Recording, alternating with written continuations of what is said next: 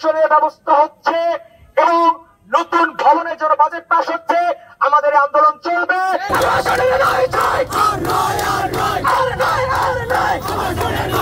আর নতুন আবাসনের মধ্যে ইন্টারিম একটা বিকল্প আবাসন এবং এই দুই আবাসনের বাজেট এবং আমাদের মধ্য থেকে ছাত্র প্রতিনিধি নির্বাচন থেকে শুরু করে একদম পরিচ্ছন্ন একটা প্রকল্প আমরা আমাদের এই দাবি সমূহ সম্পর্কে জানিয়েছি সেই 2 সপ্তাহ 3 সপ্তাহ আগে থেকে।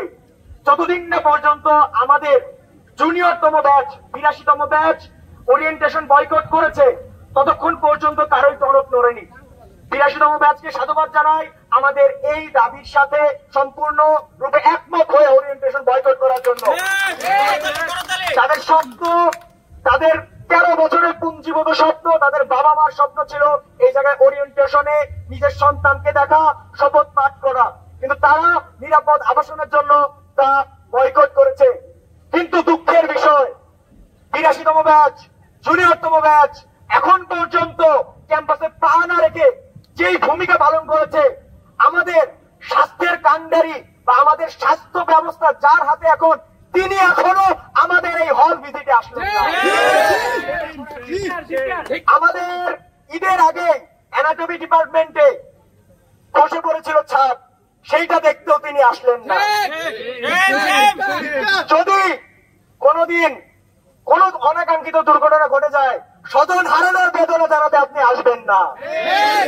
যদি কোনো দুর্ঘটনা ঘটে যায় আপনার আসন নিয়ে টানাটানি বাঁধবে।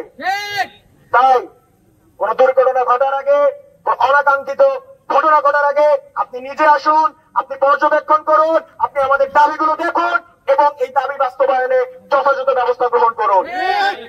আপনাদেরকে আমি আবারও জানাই আমাদের এই দাবি সর্বস্তরের স্টুডেন্ট, সর্বস্তরের শিক্ষক সবার জন্য প্রযোজ্য। সবাই আমাদের এই দাবির সাথে একমত, শিক্ষক থেকে চিকিৎসক সবাই আমাদের এই দাবির সাথে একমত, আমাদের প্রিন্সিপাল, ভাইস প্রিন্সিপাল স্যার সকলেই একমত। কিন্তু সময় কেবল হচ্ছে, বলা হচ্ছে বাজেট পাস একটি লং টার্ম প্রসেস, এটা জন্য সময় লাগবে। কিন্তু যেই অবস্থা আমাদের ভবনের, যেভাবে খসে পড়ছে ছাদ, এইভাবে বেশি দিন থাকা যায় না।